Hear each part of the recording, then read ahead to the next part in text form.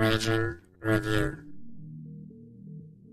The Raging Cajuns will be a source of pride for this university, for the alumni, fans, and donors as we achieve success in the classroom, in the competitive arena, and in the community. It's about to get really fun. We're looking for dudes that will stand up. Well, Coach, let me tell you today, I'm here and I'm ready to stand up. And I challenge you, Raging Cajun Nation, to stand up with us. Stand up with us. Let's lock hand in hand and let's walk through the gates of Omaha. Hey, I love y'all boys. Let's grind every day starting today. Let's do it. Y'all ready? Alert! Ready? Who's that team ready? Who's that team ready? That's up. I got one thing to say right here. Cajuns win!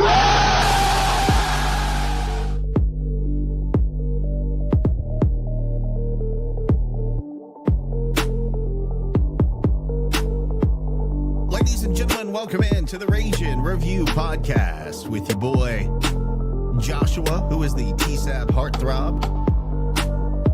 I am your boy Nick, Cajun Killer. I'm also forgetting to stop making this go twice, so there we go. You know, it's been a long couple days, man.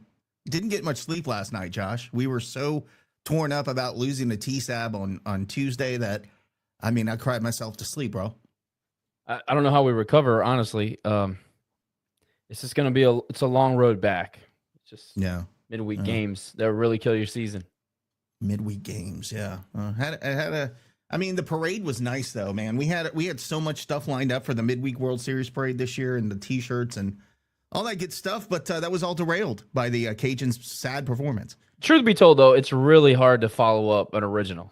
And you're never going to beat. Whenever I do that, yeah, never going to beat the original. So, in fact, our boy Dave was talking about us on his show today. He was mentioning about when we beat them in 24 or 23, whenever it was 23, I think, and we did the World Series parade thing, and he was like. That was hilarious. It's like, I don't know if they really made T-shirts, but there were T-shirt designs. Like, no, man, we didn't really make T-shirts, Dave. What's funny is that like people still are unsure. Was it a parade? Was it not? Was it a joke? In some people's minds, especially in Baton Rouge, it happened. Shirts were made. There were gates put out. Traffic was stopped. This was a real thing to people in Baton Rouge. Everybody, and they showed. Look, those folks who climbed out of the mama's basement to talk about us last night, they sure were. They were at the parade. They know for a fact we had the parade, and this was their revenge on that. So, man, what a night. Let's talk about the game first, Josh, before we get into the other silliness, because boy, we got a lot out there. I don't know how I became the pariah of Rage and Review, but here I am taking one for the team. Or well, they vacillate. They go from one to the next. Everybody's got to take one for the team. I mean, I've been the bad guy, and I guess right now you're the flavor of the week. But it'll move on to Jerry, and then it'll move on to Lane. Which, God forbid, who could go after Lane? Poor Lane. Poor Lane's the guy who posted the video when we went up 1-0, and then they scored 9 right after. Yeah, way to go, Lane. Yeah. First of all, talking about the game though, if you watch how that inning went, only scratching one right there was kind of a harbinger for things to come, because in truth, it should have been bases loaded, nobody out. And even the run that we scored was a bang, bang play. So it was a harbinger of things to come. And who didn't know the catcher was going to hit a bomb right there? Who didn't know that Bear was going to hit one out right there? I mean, it's just, it was a comedy of errors. And that's what I think makes it even funnier, the reaction from those folks. It's like, we knew this was coming, bro. Like, nobody was out there talking crap, saying we would kick their ass. We knew. I mean, we're struggling. And look, we'll talk about some of the things that we're hearing as well, and the weirdness going on. But like, we know, like, we're going into the number 8, which they should probably still be number 2 team in the country. And I totally agree. That's what we expected. They're a top 5 team, no question. Talent's insane. Great baseball team. I got nothing to say badly about their roster. But if we're just talking about an overview, right, it's not an excuse. We started 5 kids. We started 5 18-year-olds. We pitched a guy who's been in relief the majority of the game. Now I know, the majority of the season. Now I know he did start against LSU last year and did quite well. I think he gave up 3 in 6 innings. But he's been used in a completely different capacity, and he's been injured. He's coming off injury. I'm not saying that that's why he couldn't throw strikes early on. So, I mean, let's just be as honest as we can. But you can't walk people. And I had to listen to a portion of the broadcast because we were leaving U Sports. So I missed probably the first 15 minutes, probably the first 3 walks. You got to make the adjustment there. And I know a lot of those pitches were borderline. And I know we're going to be very LSU-centric, so I'm going to take my time and walk our way through it. Like, dude, you got to make the adjustment. And one of my biggest concerns with our pitching staff is that we're just so scared to get hit. We're scared to throw the ball in the zone. And, of course, you never want to leave something over the middle, especially against a very good hitting team. But at some point, you've got to make the adjustment, regardless of what the outcome is going to be. If you give a good hitting team free passes, it's not a question of if they're going to score. It's when they're going to score. At least if you make them earn it, the law of averages help you. You know what I mean? It's hard to string together 4 hits in an inning. It's hard to string together 6 hits. They scored 9 runs before we got 3 outs. And they don't do that unless we help them do that. So love Herm. Herm is a cornerstone of our pitching staff and our team. I think once we work him into a Saturday or Sunday role, he's going to be vital to conference, winning the conference and making a run in the postseason. But man, first of all, we can get into this too, and we kind of talked about this in the group chat. Why are you starting Herman? I think it's a reasonable question. Number one, why are you starting Herman? Number two, why is Matthew Holzhammer the number 2 option out of the pen on a Tuesday night? No idea. Some of this stuff, and fans are going to be fans, and I'm going to be a fan tonight. I'm not going to be analytical, level-headed, Matt. I'm not going to be. I'm going to be a fan tonight. I'm going to have a couple of pops, and I'm going to be a fan. Why the hell are you starting your second most reliable pitcher on the team tonight or on a Tuesday against LSU? Like, I get the RPI thing. I get the RPI formula, and I understand that at this point, a win in Baton Rouge might be a shot in the arm and a spark plug to your season.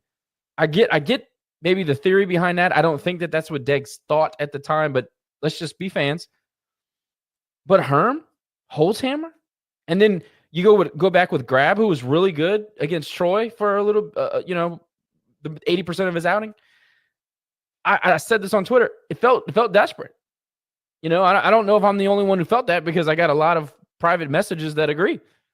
Felt desperate, So I mean, I thought we were going to start Six Flags over Jesus, maybe tonight with Osteen, and then maybe come back with Taylor and Gaither. I mean, I'm like, who the hell's Gaither? But that's what I wanted to see out of a midweek, right? Well, if you're going to start the young guys, why are you not putting Will Taylor out there? Right.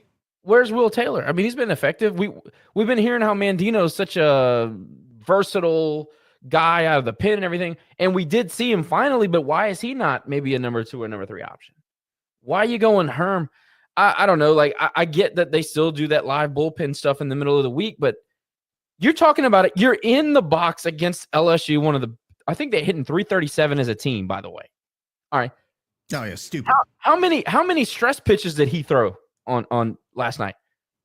And we talk about that all the time. Like, if he's just going out there and you say, hey, we're up by 10, throw strikes, that is a completely different situation than, hey, we're going to start you against one of the best lineups in America, and hey, you do your best to keep him down while we can try to get some traction at the plate. That's totally different. He threw stress pitches the entire time he was on the mound. So, and I'm not killing Deggs and I'm not killing Gunner, not on this particular thing. I just question the philosophy. Why? I just wish I wish we could get somebody on the show to explain to us, like, what the hell is why are you doing that? We have a few injuries, sure, but Toit's a weekend arm. You're not starting Toit against LSU. He's a long relief weekend guy. He's the counterpart to J.R. Tillett. That's how I see him. I think that's mainly how. No, definitely. That's how I see him too. I'm surprised they didn't start Simo or Tillett. I mean, am I crazy though? Did it not feel a little bit desperate? It just felt weird, and I don't know Doesn't if make desperate sense. is the word. It's just weird because that's what people were texting me going, what are we doing? What the hell are you doing? Specifically, what is he doing was the question, but what are we doing? And this makes no sense. And that was kind of that's kind of what we thought. And it wasn't like you're starting, I mean, before, those TSAB fans start commenting, because I see we have almost 150 people watching right now. It's not about starting our ace guy. I mean, but we might as well have because, you know. Well, who's been more reliable? I know. I mean, Simo's been injured, so he's only had, 2 starts this season? So, I don't know, man. It's head-scratching to see the least. As far as, you know, obviously you go down and pitching had the major part, I think, of the way that this game went because you put yourself down by 8 runs in the first inning, and then you have to find a way to claw your way back. And we know how much of a strikeout team that we are. There was no way. I mean, you and I both knew, and I think anybody watching knew that we were not coming back from that. I mean, you put yourself behind the 8 ball right at the beginning of the game, and you could claw back. And I think we came back and maybe scored 4 runs, and then they scored 5, right, and 6 and 8. So, I guess I do give them some credit for clawing back, but then again, you got pitchers on the mound that are throwing big meatballs because they can throw strikes because they're ahead by 8 runs. So. I mean, if they're throwing strikes and meatballs and we're only scoring 4, that's another concern, Josh, is that we can't even hit. Nick, you know as well as I do, when you go up 8 runs, the strategy completely changes, right? You got guys, they had young guys out there with 8 ERAs and the pitch, they give up a run. I think it was the 3rd inning, maybe 2nd or 3rd inning. And the pitching coach goes out there and absolutely wears out the young guy. And I, to the person I was watching the game with, I leaned over and I said, you see that right there? That is a standard. That is an expectation. It doesn't matter if you're up by 8. You might be up by 8 against Tennessee, Vanderbilt, I felt like he was Georgia. My ass out the way he was looking at that kid. It was great. But I mean, look, like we used to have those conversations on our mound, right? I mean, I miss that so much. And I'm not saying that Gunner's not a good pitching coach. I'm not saying that. But like, we'll get to Andy's comment in just a minute, and that's a whole other conversation. But you realize by the 5th inning, we had given up 14 free bases. That is insane, Josh. And for those that don't know, for those that don't know how baseball works, 5th inning is the middle of the freaking game. We were on pace to give up right around 30 free passes by the 5th inning. And this is with starting probably our second most reliable pitcher. You know, if you can't ask questions about that, I mean, what can you? And what really bothered me, and I want to make Deggs its own segment, but I do want to allude to it here, and then we can talk about it later. I really and coach post-game interviews are it's an odd bird. I get it. He got on the radio and he said, "Man, you know, we did some magical things at the plate tonight." Bro, what happened to him, dude? What happened to the Deggs that came in here and would get pissed off? You did magical things at the plate. Look, when you go down 9-1, you start really paying attention to details on at bats. I'm watching it on TV. So when you're in the stadium, it's a little bit more difficult to watch and pay attention to every small detail. But when I'm at a bar and I'm watching a game, I can see everything on the screen. And shout out to LSU does a great job putting on a baseball broadcast. I mean, they are just freaking top notch about that.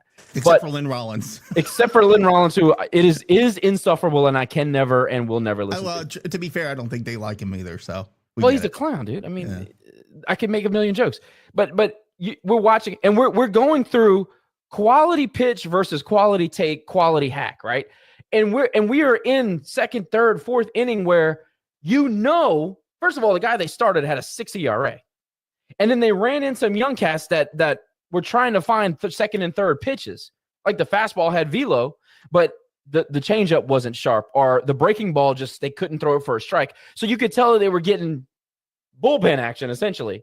And we're fouling balls off of our toes, and we're hitting balls off of our thighs, and we're missing mistake after mistake after mistake. And obviously I didn't sit there and chart it. I'm not a freak. But I remembered those at-bats, and the first thing Deggs gets on the radio and tells our fans, who, by the way, I like to think that a majority of the core of our fan base understand baseball and know what they're watching, he has the nerve to say we did some magical things at the plate tonight. I'm sorry, Nick. Like, I know I got crushed early on when Deggs got here because I couldn't stand the way he managed the roster, and I couldn't stand the way he managed the pitching staff, and I couldn't stand the way he did his lineups and all this stuff. I get all that, and maybe I did jump the gun on my criticism, but I'm just telling you, to say to a fan base that you did magical things to a plate at the plate when you're playing a team that you're already down 8 runs after 2 outs, and they're sitting up there telling their pitchers throw freaking strikes, execute the pitch. I'm sorry, man. Like, you lose me on that. You lose me on that. All right. I just, and I'm not killing Deggs and I'm not killing the guys. Absolutely. I don't think this is on the guys whatsoever. I'm just being honest. And I think any Cajun fan watching the game last night and listening to this right now, I think that we can come to some common ground that comment is absurd. And I know I said I wanted to make it its own segment and I just went into it, but well, I mean, that's fine because what else do we have to talk about, Josh? I mean, the game sucked. We didn't execute at the plate. Our pitching got us down 9-1 in the first inning. There's really nothing. I mean, what else do you want to say about it? The game sucked. We looked terrible. And then you have your coach kind of laughing about it at the end or commenting that that we were tough at the plate. But I know I got a little aggravated and I jumped ahead myself, but that's not where's the Degs that came here and would get pissed off when shit would go wrong during a game? He would get in guys' faces. We talk about alpha male this and wolf pack that, and then we're soft as dog poo-poo when we go out and play a team with a pulse. That's the problem I have, is that we're laughing after losses. We're commenting that we were tough at the plate. You just lost. You just got run ruled 60 miles away. Now's not the time to talk about what you did good. I want to hear what went wrong. And so I don't know what's changed over the past 5 years, Josh, but it doesn't seem like the same intensity, nastiness that we used to have. and RC brings up a good point. He made the comment in the, how stupid do you think we are? It kind of how I felt when I was listening to that post game. He says we had 10 hits and so did LSU at some point in the game. Yeah. They had 10 hits, and I think at that point, 3 of them were bombs. And we also gave them double-digit free bases, Deggs, which means something is not working somewhere. I'm not an idiot, dude. What do you expect me to think when you're telling me that? And then I think somebody might correct me on this because I was mad and had a couple of beers. I think he said after the first inning, we were as good or we kept up with LSU. Here's the issue. In the first inning, the game was over. I'm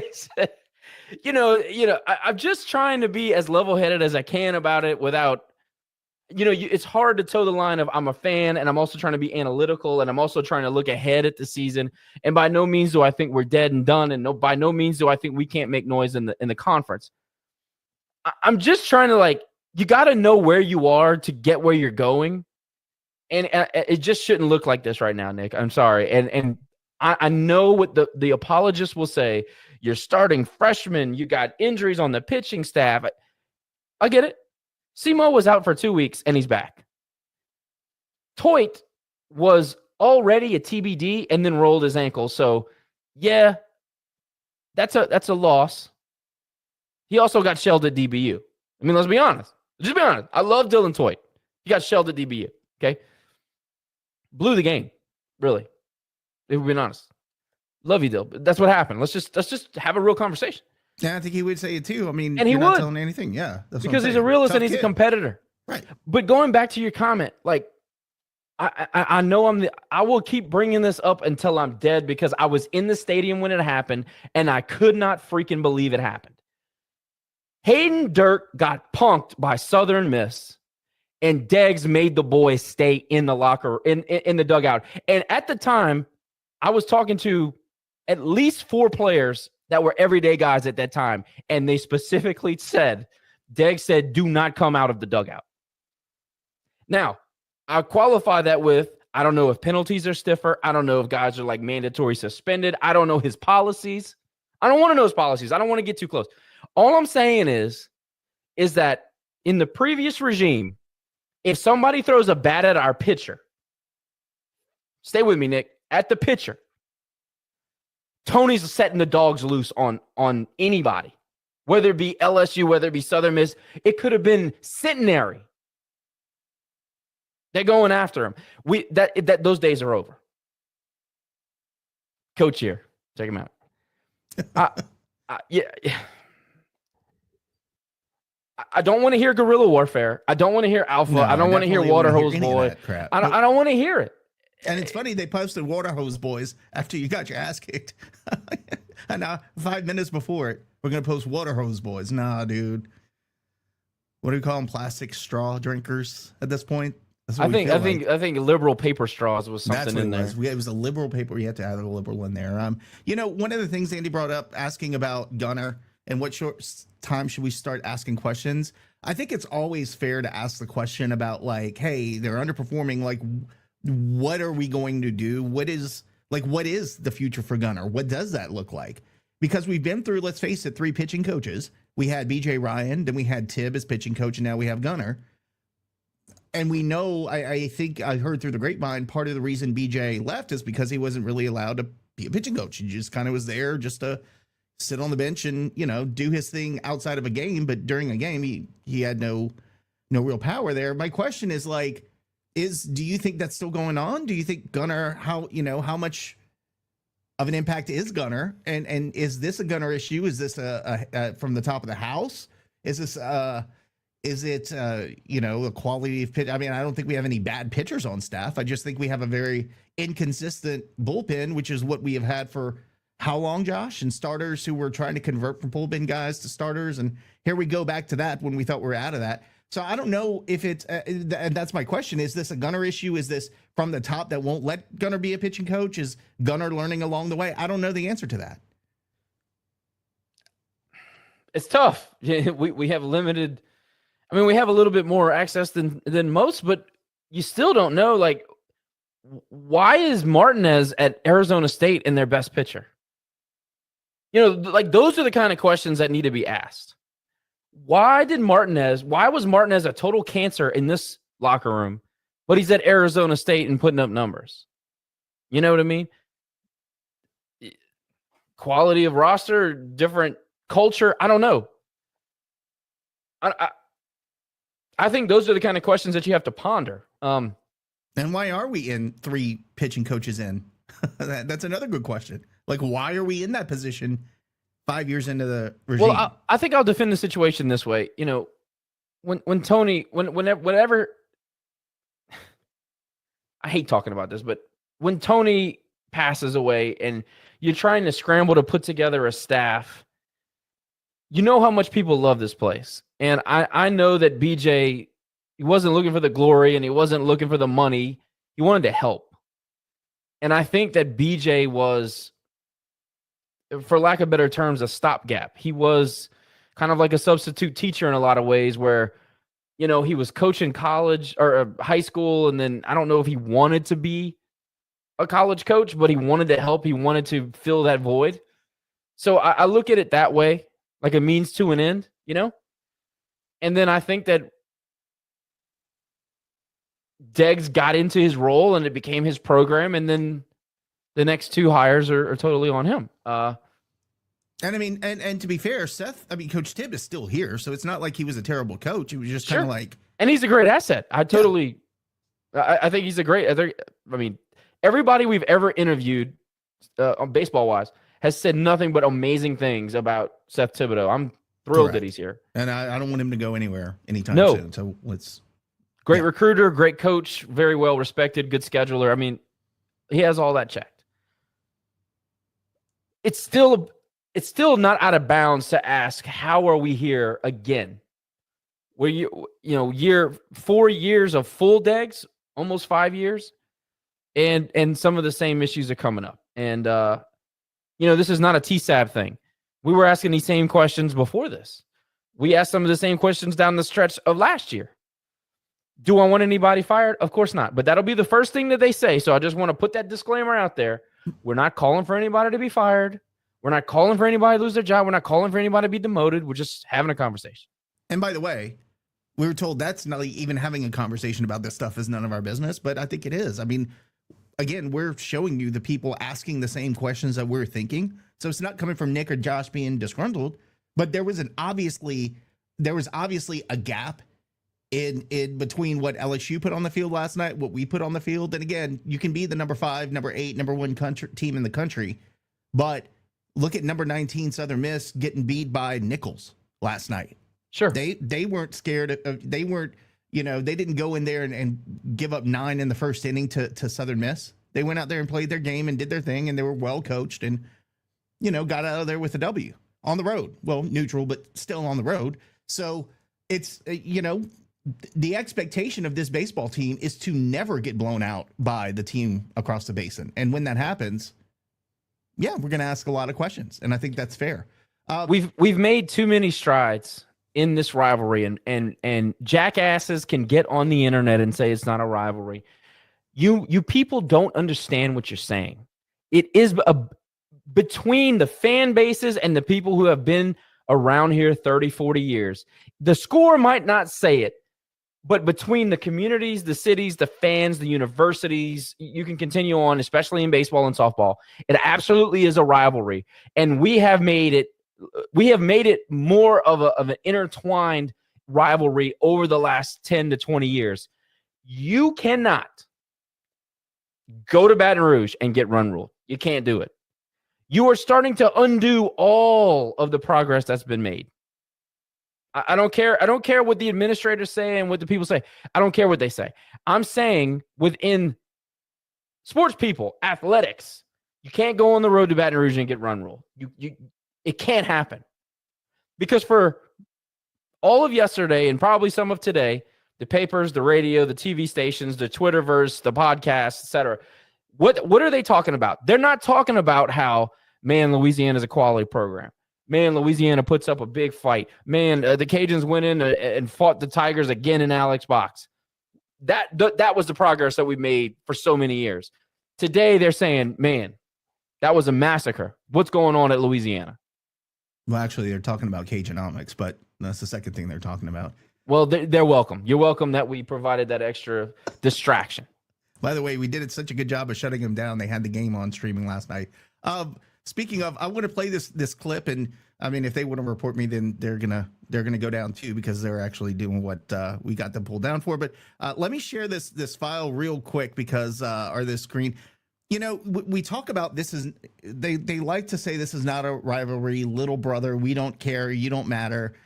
I mean, I was getting notifications from the moment that ball dropped until this morning. I think they're still going on. I muted all of them, so I don't even see it anymore. But people are like, man, they're really shitting on you, huh? And I'm like, I don't know how it ended up me, but okay. I'll take it.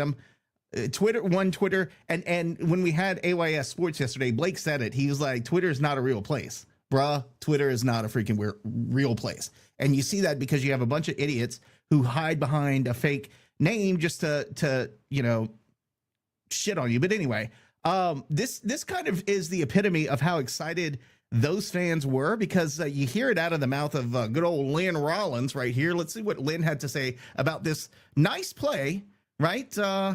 Let's after this one, hold on, let's go to the next one. It's one of the 15, hits that they had. Here we go. And a liner is headed toward left center field. Can anybody get it? Yes! Yes! Yes! Derek Curiel! He can do it at the plate, and he just did it. Bro, you're up 10-4. I want to play that again because it's so freaking funny. You're up 10-4. And a liner nice is play. headed toward left center field. Can anybody get it? Yes! Yes! Yes! Derek Curiel! Bro, he can do it at the plate. What was that, Josh? I mean, and that's really how the entire TSAB fan base on social media yesterday acted and continues to act.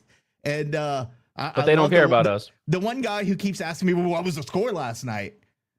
You're an idiot, dude. We know what the score was, and we knew we would get beat. But okay, keep saying that. I don't know what you're accomplishing. Had some interesting memes. I had a corn dog in my face. I had a whole stream dedicated to Nick Doming as a BITCH. I saw that. You made it. That was interesting. And then you almost somebody trying to dox you online, Josh. But it's all your fault. It's all your fault, Josh. It's all. They are excellent at becoming the victim in like a split second, man. You say anything they don't like, you are now the victim. Or excuse me, they are now the victim. I do want to say the one burner that replied because Preston said something about, I hope they lose by 100, like referring to us.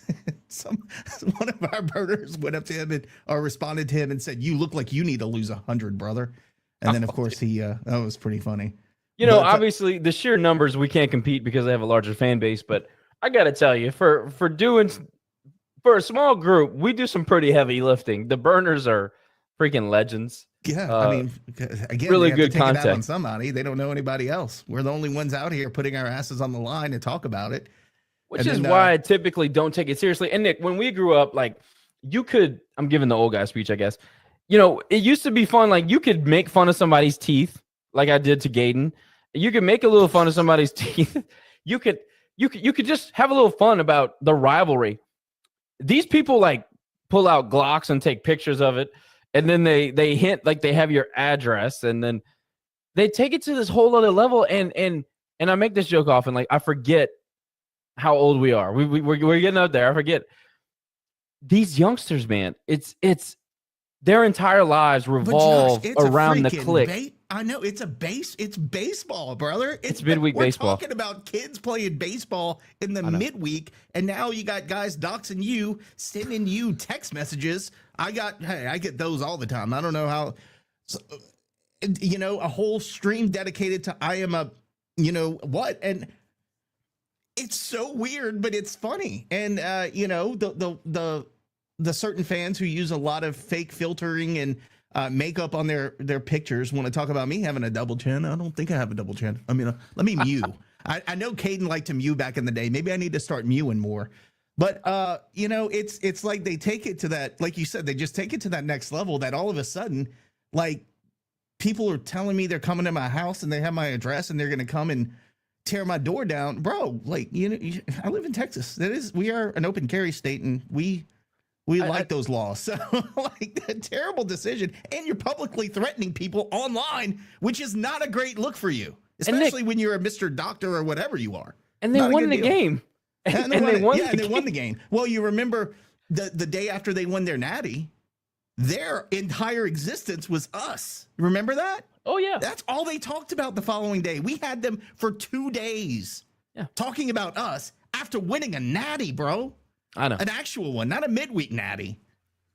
Hey. Good God. Look at the guy who posted the video. Good job, Lane. Yeah, way My to go, phone buddy. would not stop blowing up. I just doxed your ass. I'm just saying. I just doxed you. My bad. But everybody getting doxed. I'm glad you came. And before, I mean, we're just now just kind of getting a little bit of verbal revenge on the idiots.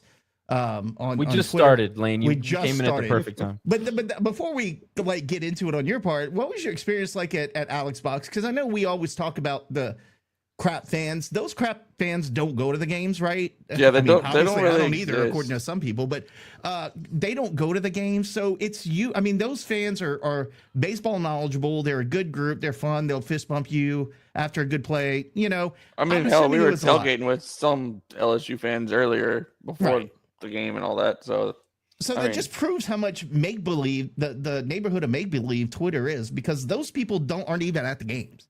I mean, there's emerging some people every time they beat us at something. Some people did recognize me off of the stream soon after, you got interviewing Coach.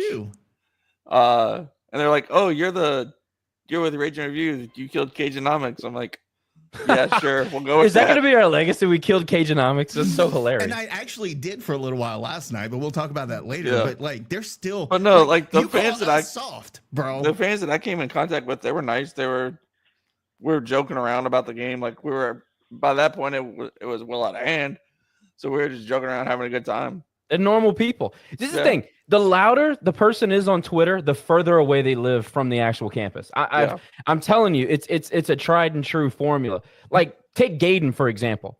He's from Alexandria. He went to LSU Shreveport, and then he went to Natchitoches for a while. I think he lives in Natchitoches right now. He actually works at the hospital there. I found that out. Anyway, so the further that they get from Baton Rouge, the louder that they get on Twitter. I guess they think the louder they speak or the more that they type, the more that Baton Rouge will hear what they have to say. I don't know what it is, but it is a phenomenon that is absolutely correct. The people that you see on Twitter don't go to the games or never went to LSU. Look at their biggest media mouthpieces. Shout out to Blake. Does a good job. Man went to Southeastern. The guy that does Tiger Rag Radio went to USL. And his mouthpiece, big Preston's Gumbo over there, he also. Terrible Gumbo. The terrible Gumbo. The loudest LSU bullhorns aren't LSU people, which is so incredible, because our loudest bullhorns are diehard, dyed-in-the-wool Cajun fans. Like, we went to school, we live here, we still go, we support. These people are just trying to get famous and attention off of LSU, which I hate that for their real fans, because, again, like you guys know, My wife graduated from LSU. All of her family members went to LSU. Well, half of her members went to LSU and graduated there, except her dad, who was a track guy, javelin thrower, my man, for USL. I mean, but like, it's just incredible. The normal people actually go to the games and they'll sit there and they're knowledgeable on baseball and they're smart and they're classy and engage and they'll engage with you. It's these clowns that attach themselves and their life worth to the LSU brand, and all that they care about is the engagement that some trolls will help them destroy somebody. Because they've never won anything in their life, Josh. This is their winning. They're winning through this. What's so funny, Nick, one of these idiots made a comment about my kids and my wife. By the way, before you get into that, we're coming to you in a second, Ryan, so hold on. Talking about my kids and my wife, you can clearly see like you can't see my entire office because it's fucking huge because I make a lot of money, not like Gaden.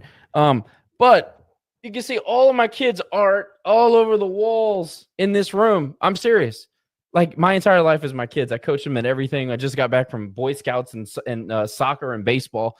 They have a script. And if you don't respond to you're a terrible parent, they move on to you're broke, you're lame, you're ULL little brother fan, it's like they have like a script that they pass out. Like, they attend bum camps. You ever heard of bum camps? Where they tell them how to get money out of people at gas stations? Nick, have you ever heard of bum camps? I've heard of bum fights, which I wanted you and Gaten to have, but I've never heard of TSAB. TSAB is just one large bum camp. That's all it is. TSAB Twitter is just bum camp. Ryan, what's up, man?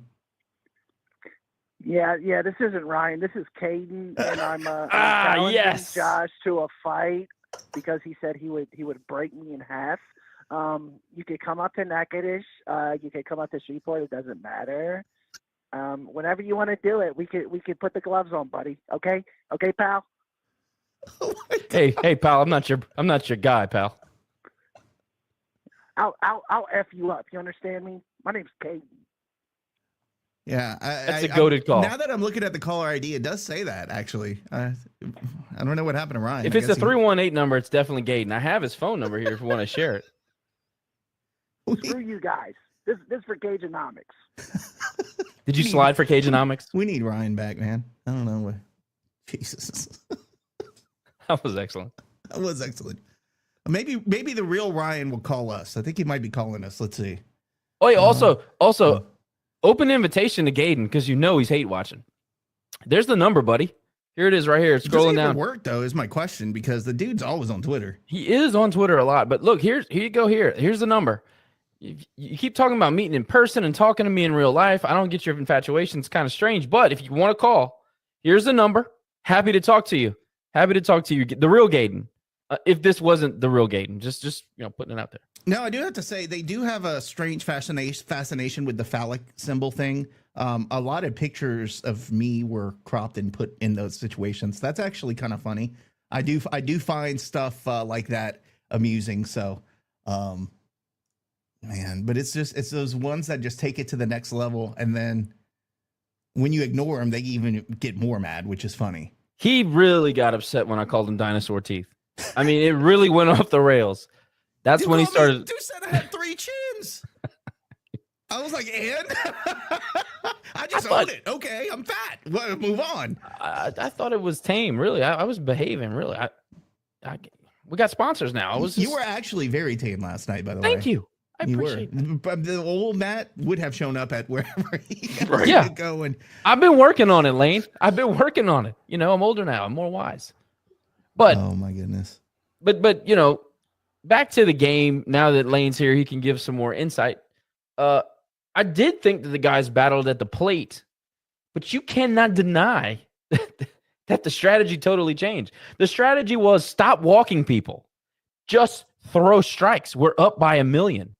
Like we got in there. I think it was Brooks Wright got a base hit. It was a base hit to right center to get us. I think it was 9-4 at the time, and you felt a little bit of momentum, but I don't think anybody was deluding themselves. Like, we don't have the arms. We didn't have the firepower. Even if if we were at full strength, I don't think we did. But based on how we are now, Donkey on the sideline, Drew Markle not able to hit. If you're asking me if this season is doing us a solid for next season, I completely agree. But we're all assuming that we're going to keep all these youngins. And that's what I was going to say. We're talking. Let's get into that because we had that conversation today with a lot of our former commits, like now decommitting. And it sounds like from the way they're putting it on social media, just got a call from whoever, and they said that, you know, thanks, but we're not going to move forward. And that there were like 3, and two of them I think are STM kids. One of them very highly recruited. 3 in 2 days, all Louisiana kids. What's going on? And I see RC did call, so RC will get to you in a second. But I don't understand. Like, did we promise NIL and is that not coming through? Are we now changing? I mean, to me, the most obvious thing to that would be we've decided that we are no longer going to try to develop players from high school. We're going to play the NIL game that everybody else is playing. We're going to get some transfers. We're going to get some JUCO guys and play it year to year. Because, and let's be honest, we're trying to do something with that recruiting and developing from high school ranks as we are now. To me, in the NIL world, and now that we're going to be paying 35 scholarships, those guys are going to go to JUCO first before they come here because they need the experience because we're kind of backfilling there. I think that's how it's going to end up going, but I don't know, Josh. What are your thoughts? And it doesn't count against their eligibility anymore. Correct. So why not? And maybe that is the shift, Nick, but you also keep in mind, are we going to recruit? And I know that some schools have done this in the past. Troy was famous for it in football. Are we going to over offer and then start pulling schollies? Because if that's how it's going to go, I'm telling you right now, we're gonna burn some bridges. Well, I mean, if that's the model locally with STM, I mean, hell, my brother helps coach STM. We can't survive like that, dude. I'm just here to tell you, like, if we're gonna piss off local high schools because we're in the rat race, Raging Cajun baseball we have been predicated upon relationships, being able to get guys in here because they wanted to learn how to pitch. And now with Deggs, it's a little bit different. You know, he's a hitting guru, supposed to be. We're getting kids that are going to come in here and learn how to hit the baseball. It's all relationship built. All of it. We don't have the NIL funds. Jerry called me in the middle of the offseason and goes, hey, Ryan's going to love this. Calls me up. He goes, hey, Deggs is going to do the NIL thing, but he has a plan. I said, cool. What's the plan? It's going to be incentive based.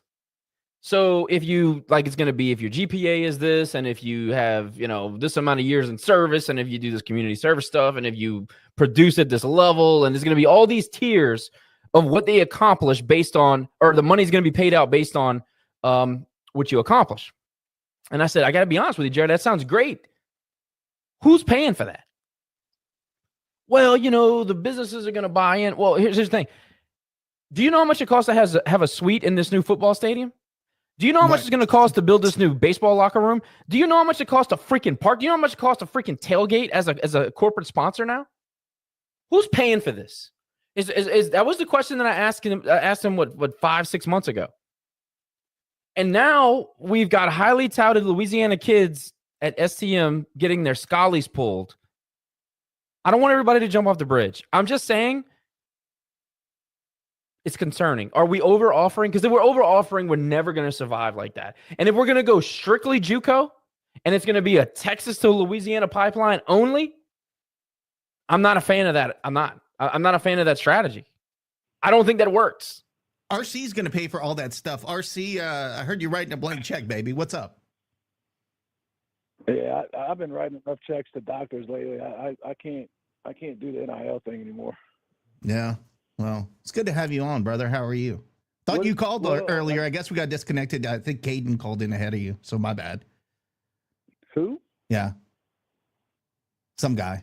You can go back and watch it. I guess I'm late to the party. Yeah. Anyway, what are we talking about? So we're just talking about the, first we're talking about the game last night. I know you weren't thrilled about that, but we kind of got into high school kids getting their scholarships kind of pulled, or their offers pulled, I should say, not scholarships. And 3 of those guys, I don't know if they all came from STM, but we're trying to understand why at this point of the process, kids are getting their scholarships pulled or offers pulled. I think we're changing strategy and going a more JUCO transfer route. Josh seems to worry that we're just we're signing too many guys and now we're having to decommit some of them. Just your thoughts, man. I think it probably could be a combination of both. I think we have so many freshmen this year, and like Josh said, with BJ Ryan kind of being that stopgap. I think Deggs is probably he probably bit off a little bit more than he can chew this year with the freshmen, and he didn't get the JUCOs or the transfers in the portal. He's probably thinking, well, maybe let's try something a little bit different next year. That's one of the things that I'm thinking that could be the issue. Other than that, I don't really know. I mean, is it for sure that he's just pulling their scholarships? Like that's a known fact. That's another thing. Because it happened all together, and because I think I read 2 of the 3 on Twitter saying, after being contacted by coach, we appreciate everything they've done. I'm now decommitted, and my recruitment is back open. So it sounds like, obviously some kids will say, well, you know what, I've decided to move on and decommit. This seems like, hey, somebody called me and now I'm no longer going to be playing for the Cajuns. Yeah. So it's kind of speculation, but I see what you're saying. I could see, like how I was just saying, maybe he kind of went overboard with the freshmen and not doing a good bit of a mix this year to kind of bridge the gap. Maybe he's thinking, we need to hit the transfer portal hard next year. Maybe it has something to do with the scholarship limits that we're going to be able to have. I really don't know. I really haven't dove into it that much, but I do know this. Something ain't right now. So I don't know if it's desperation. I don't know if it's, we're trying to go somewhere different, but something isn't right this year. What that is, I don't know. Yeah, and I've heard they've had some player only meetings that they kind of talked about some of the things that aren't working. That's common though. Yeah, I know. That's why I'm saying I'm not reading too much into that, because I like that. I want that to happen in every team. So that happened. Didn't really have much of a change on the strategy going into last night. I think, Ryan, the thing that we want to know what has changed that I see is Josh was talking earlier about the post game where Deggs was talking about how great we swung the bat. And it's like, man, we just got run ruled. Like, where is the Matt Deggs that got pissed off, when we would drop a game to a rival? And we haven't seen that. I saw that when he was an assistant here, and I saw that at Sam Houston State when he was going after an umpire because of a regional 2 years before, and you just don't see that. You don't see that. And maybe it's behind the scenes and that's fine. But I kind of, as a fan, right, I want to see Deggs get pissed off when we lose a game. And I'm not seeing that. I see some players get pissed off, but I don't see it from Deggs. And that, to me, I want to see a little bit more fire out of my head coach there. But are you going to call them the Water Hose Boys going forward, or the Wolf Pack, or the Alpha Males? That was not an alpha male performance last night, RC. Hell no. And I don't think that any, I saw something on Twitter earlier where somebody said, proud of the boys or whatever. And I don't think that a Wolf Pack mentality or the pack, whatever he calls it, would condone being anything close to proud of whatever performance was last night. Thank you. I don't know what we're doing at the plate, but we look very, very unimpressive in our approach. And even some of our players look. I know we're freshmen and we're young. Some of our players, we don't even look like the other teams that we play. And I don't know if that's because we're recruiting a different type of person or a different type of player, or we're just young, or this. We don't have any physically imposing players on our team. I think maybe Luke might be the most Big Donkey's the only one imposing player. And Big Donkey. And he's and I know he's hurt, and I know we have our injuries, and we're trying to work through that. But I know we talked about it last night, and in order to have a 500 year, I think are we gonna do we trust this team to go 19-11? It's not going to happen, RC. I mean, it's not going to happen. Not from what we've seen, because we thought we turned it around when we beat Nebraska 2 out of 3. Turns out Nebraska's not that good. We go to UC Irvine, and look, UC Irvine swept UC Santa Barbara, who was ranked, so they're pretty good. And they beat SC last night. They're very good. But you still shouldn't get swept ever. I mean, my expectation is we don't get swept, but it happens. So moving on, then DBU, no, right? Listen. I don't think that at year 5 or whatever, 5 or 6, I don't think we should be getting swept. That's a good point. Anybody? Yeah, absolutely. We definitely should not be getting run ruled in a midweek game by fucking LSU. I'm sorry. Absolutely. I don't care how good they are. I don't care. We were just in the box 3 years ago, and they were the number 1 team whenever they won a national championship, and we beat them. Yes. I don't care if they're the best team in the country. I really don't. That we should not be getting run ruled. And this has nothing to do with LSU. It has everything to do with where we are as a program in year 5 or 6, whatever we are. We could be playing frickin' Tennessee. We could be playing Wake Forest, Mississippi State. I don't give a shit who we're playing. We should not be getting run ruled by anybody. Save the excuses with the injuries, with the rebuilding, with the youngsters, with the freshmen. I know we'll hit some rough spots. You pitched Andrew Herman and Holzhammer on a Tuesday night against LSU. Thank you. What's the plan? You gave up 9 runs in the first inning. If I could see that coming, and I know we talked about it in the group chat, if I could see that coming, and I don't have anything to do with any kind of baseball knowledge that gets presented to anybody that makes any kind of decisions, how come our people that run the baseball program can't do that? That was my whole issue. And if that is a question, then you present the whole thing with getting run ruled and getting swept. And it's a very, very big cause of concern for people like me that really don't understand what's going on in the clubhouse. So is it a bigger issue? Is it because we're trying to run the youngsters out there, but then all of a sudden we're pulling scholarships from incoming youngsters? Are we going to try to hit the portal? It's just a big confusing ball of shit right now, and we're being forced to swallow it, and nobody really knows what's going on. Well, the problem is, Ryan, we question these things, and I'm told on the side that's none of my business to talk about. We're the only ones asking the questions, though, Nick. And we're the only ones. None of your business. You are not to ask those questions. So, but give us your money. Give us your money. We want your money. We need all this stuff, but don't ask questions. I don't know, Ryan. Did you buy season tickets this year, Nick? I bought him the basketball, and I actually offered to buy baseball, and they said no. And so I was like, oh, okay, well, I guess you don't want my money. The TSAB heartthrob got blacklisted, so I don't know, man. Oh, well, yeah, they hate me. They hate my guts. No, we know that. I don't know, Ryan. You said everything that we were saying, brother. I mean, it's just it's frustrating. Like you said, we're in year 5 of this thing, and we're still seeing the same shit that we saw 5 years ago that we were pulling our hair out about. At least it's not. And to comment on that as well.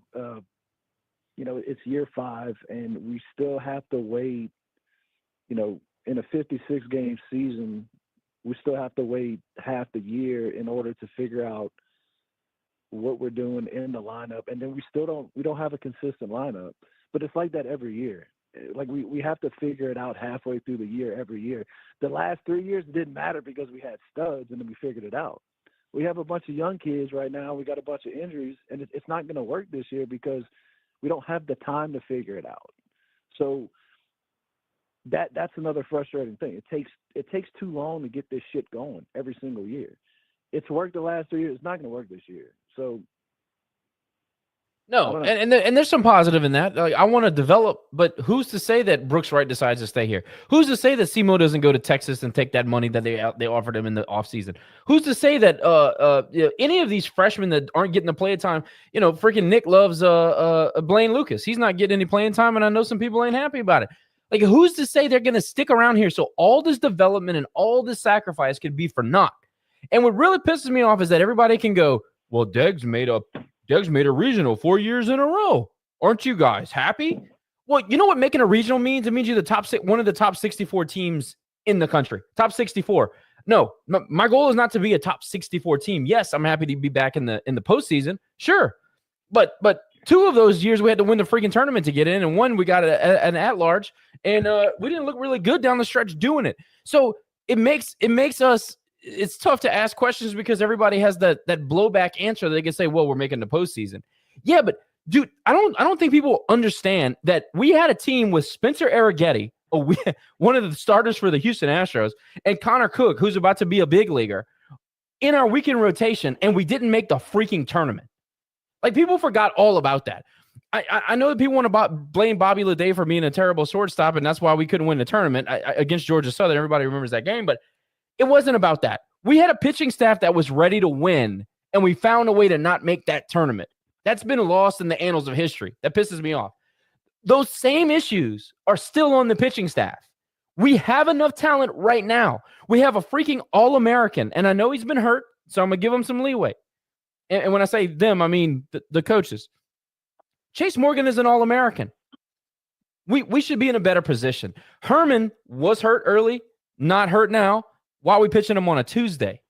They've been telling me Blake McGehee is the nastiest guy they've signed in 5 years. He's a midweek starter.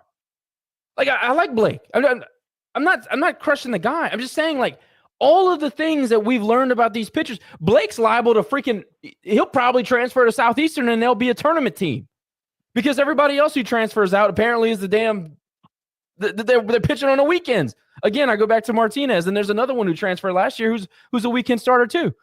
Somebody can remind me, but why is this happening to us? Nobody's asking those questions, and no media in this town's gonna ask the question. You think Kevin Foote knows? Kevin Foote knows if he asks a real question, he's getting the boot. So we got to come on here and ask. Shit, Dave got fired when he asked questions. Dave got fired when he asked questions. We just Stephen Cash. fired. Yeah, Stephen Cash. That's who it was. Stephen Cash at one point, like, do y'all remember him pitching against Tulane and Rice? He was untouchable. He was sick. Yeah. And then somewhere along the line, they messed with his arm motion and they wanted to do this, that, and the other. And the guy was completely washed half the season, and now he transfers and he's balling. It sounds like I'm going on a rant, and I'm not. I'm just asking questions. You kind of are going on a rant, but that's okay. That's what we're here for. Therapy. I mean, you could ask, if you want to know about the annals of time, you could ask Caden all about that. I'm sure he knows it. By the way, I have a great clip of I think it was Deg saying, back in the annals of time. And he said that, to me, that was one of my favorite things he's ever said, when he said annals of time. I said that to my brother every now and again, annals of time. Josh, and I know you're going to love this, but before we go to that, Ryan, you're going to want to hang up because I'm going to start talking about softball. Anything else you want to touch on? Or you want to hang up? You want to hang on? I'll leave you on. No, I'm pretty disappointed in softball too. So I guess I'll just leave it at that. Right. But if you want to touch on something, we could all touch on Caden if he wants. Well, he might call back and defend himself. So we'll see. He'll be happy. He loves being touched. I love you, Caden. Hit me up. I want that beer, buddy. I love you. Oh, freaking Ryan. Going to the softball game. I mean, again, there's not a whole lot to talk about on that. That was craptastic as well. I guess the only thing that was good is, Jerry was like, we went up by 4 runs. And then, like, all of a sudden, like 5 minutes later, he goes, yeah, we're down 6-4. Like, what the hell happened? He's kind of like Lane taking a video of us being 4-0, and then all of a sudden we're down 6-4. I guess the highlight of that game was the call that I recorded. Let me go ahead and share this, because this is part of the conversation I want to have, is how bad won. And I know you guys, I had it on split screen because after we did 9-1, I'm like, there ain't no way we're coming back. So I might as well just watch something else. And that gave me a little bit of hope temporarily. But then I saw this, and this is awesome. Let's check it out. Hold on, let me go ahead and go back on this. Obviously, it's going to be a check swing.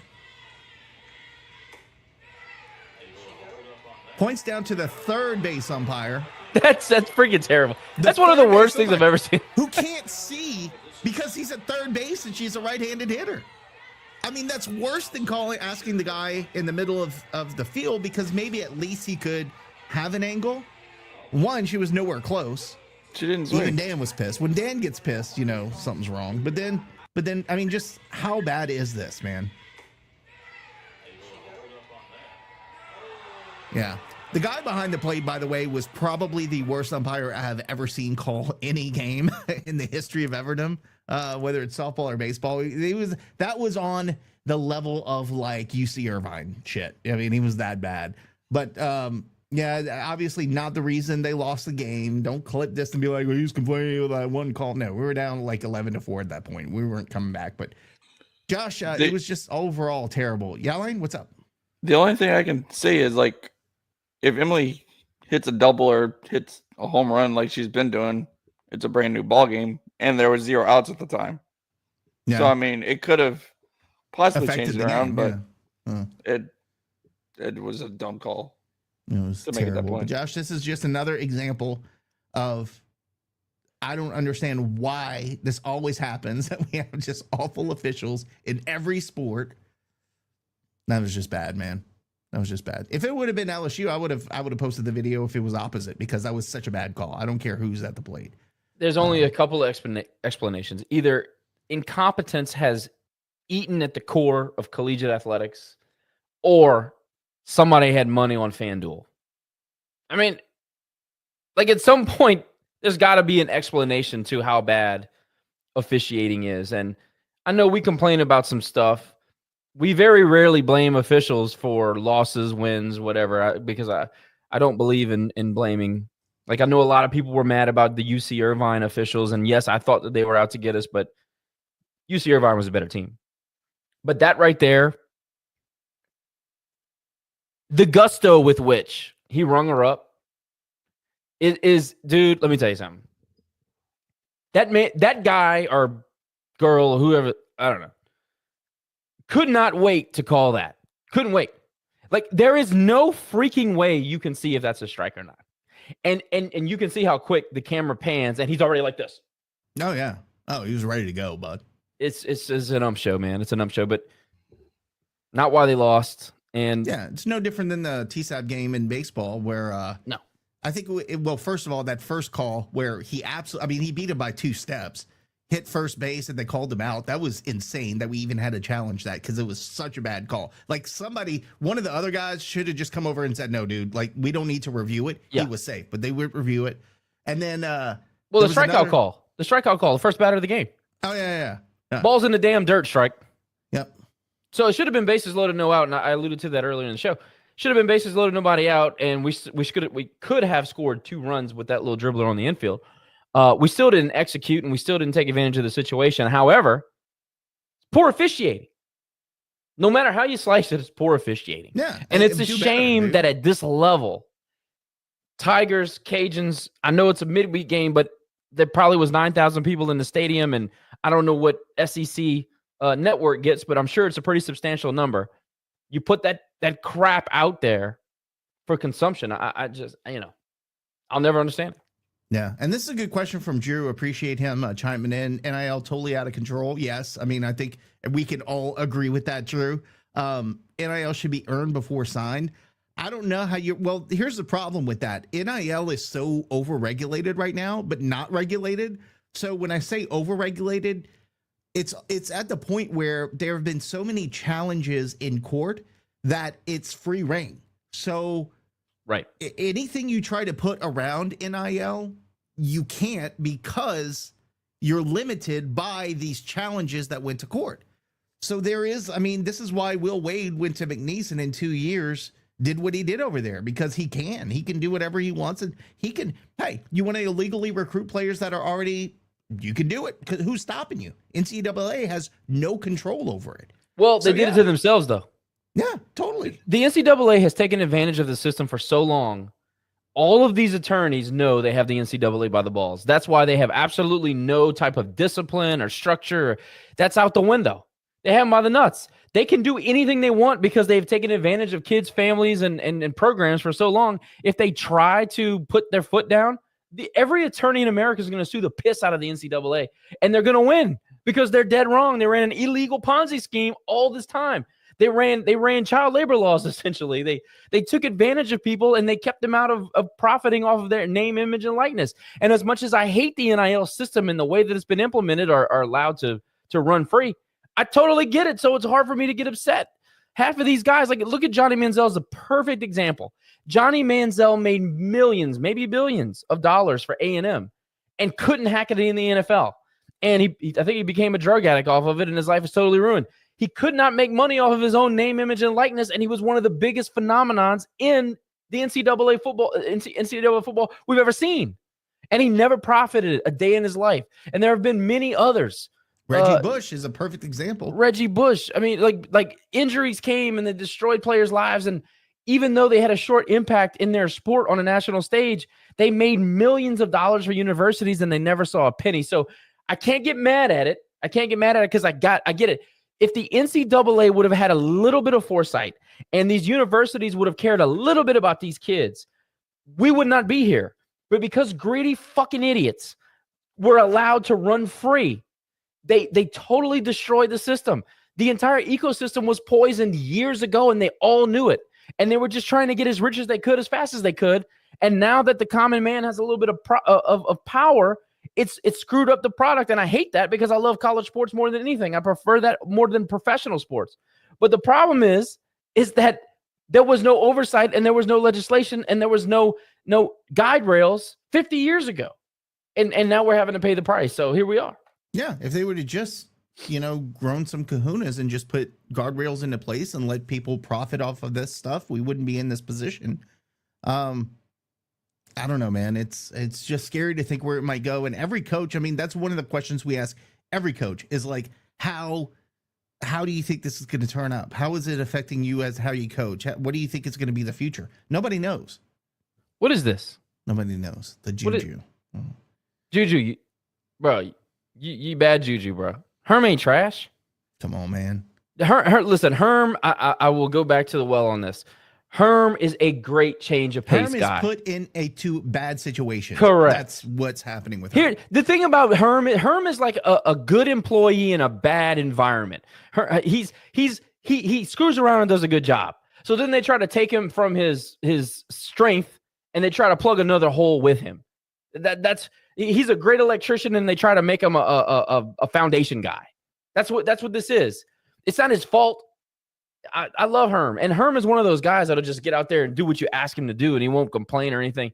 It's one of those things where he shows up, does a good job, and it screws him up, and the coaching staff just puts him in. You put him behind a power right-handed arm, he's untouchable. He's shown that a million times. You put him behind a Chase, even a left-handed arm. He is the ultimate change of pace guy. If we had any frontline arms outside of Chase, Herm would be the quintessential long relief pitcher. I love him behind Tillett, even though Tillett doesn't throw 95. He's still good. He's a great change of pace guy. He comes in here and he puts you in a pretzel. But he's not what they tried to make him on Tuesday. This is not who he is. But I will agree with And you Bryce. think that they would know that. But here's the deal. I'll agree with Bryce. You still got to freaking throw strikes. But that goes for You gotta our make entire the pitching staff. You got to except for Sebo. I mean, he's going to come at you and blow you away. But like, we don't have a pitching staff full of Semo, so we gotta be around the plate. And I'm just gonna leave it at that. Boys, I have a question though. Did y'all see why Coach Prejean got tossed? So I would assume it was because of the trash ass guy behind the plate, because I think they were chirping. He was off. Y'all, if you go back and watch, and I don't watch a whole lot of softball, but I will because they're my team and they're my girls. But I don't watch a whole lot of it. But I did go back and watch, and it was blatantly obvious we were not getting calls. I mean, she was around the plate, and anything that was on a corner was just not getting called. And I think Lacey just had enough. And I think she was chirping from the dugout, and I think she got tossed by them. So yeah, that's what happened. And then that was followed up by the other play that I showed you with that trash call. So that just tells you that the crew was just awful, man. It was awful. But I like seeing that out of Lacey. I know she's some players love her. You either love her or hate her as a player. She's polarizing. But I think she demands shit out of people. And that can be taken one of two ways. But I like Lacey. She's always been super nice to me, but I like seeing our coaching staff get a little fired up. I do too. And Allie's it's not that she doesn't get fired up, because she does. You can see the way she more reacted. Even keel. Yeah, but for her to react that way, and I mean, she reacted the right way. She's like, "Come on, dude!" And then she walked away and said her piece. But This is also a coach that's won a national championship and been in the SEC, and her skin is thicker, right? But it has to come watch this crap in Sunbelt, exactly. It's like it's almost comical. You kind of but I still think like the comic relief of the night, and I didn't watch softball. I mean, I did. They had it on, and I watched a little bit. But the comic relief of the night is, we go down 9-1, and our entire, I don't know how many, 30 freaking dudes in our message because of Jerry, are we're upset about the game, and we're talking about baseball, and here comes Jerry. At least softball's winning. And I think it was Ryan. Ryan just blast. Look, dude, I don't care. I don't give an F about softball right now. We're getting our asses kicked in baseball. That's what matters. And not 20 minutes later, Jerry said, Jerry's like, well, at least it makes me feel better. Softball's winning. 20 minutes later, literally the same inning, I look up, it's 7-4. Like, oh, great. He's like Kevin. Jerry, how are we feeling? He's like Kevin that was like, well, we won the inning. Oh, yay, we won an inning. Yo, that's awesome. Now we're only down 9-2. The great thing about being a Cajuns fan is that you learn how to get over shit pretty fast. Yeah. Well, that was over it like 20 minutes after the game. Game started, you barely sat in your seat and you're already having to make jokes about it so you can feel better. Lane, did you drink yourself, to make yourself drink I was going to say drink yourself to death, but that's not a good thing to say. Did you drink a lot to make yourself feel better? Kev obviously did. I did not. My boy was tripping over his own fingers, but Big Kev was having a good time. Yeah. No, unfortunately, I did not. You're freaking boring, dude. I mean, Josh. I mean, working in a bar, whether we're winning, we're losing, we're getting plastered. That's how the casting couch happens after. Dude, one of the burners goes, it's a win-win. Cajuns win, I black out. Cajun lose, I still black out. That's the right way to go, baby. I respect that. I respect that. Man, you got to have certain expectations going into the box, right? Like if we win, it's going to be a great night. If we lose, we'll tell a couple jokes. We'll probably fight a dude or two, and then we'll have a couple drinks on the way home. Yeah. By the way, I'm not gonna shit on the Barstool guys because I do love them. I think they do a good job doing what they do. But that's what Ryan was referring to, is they were saying, still love our Cajuns. They still whatever, and Ryan just lit them up. And look, I agree with them. We still do love our Cajuns, but you can say that in like 3 days. Today was probably not the day, to go try to love up on UL. Timing is timing important. is important. So let me tell you, the burners and Barstool from 24 is, I mean, you could put that.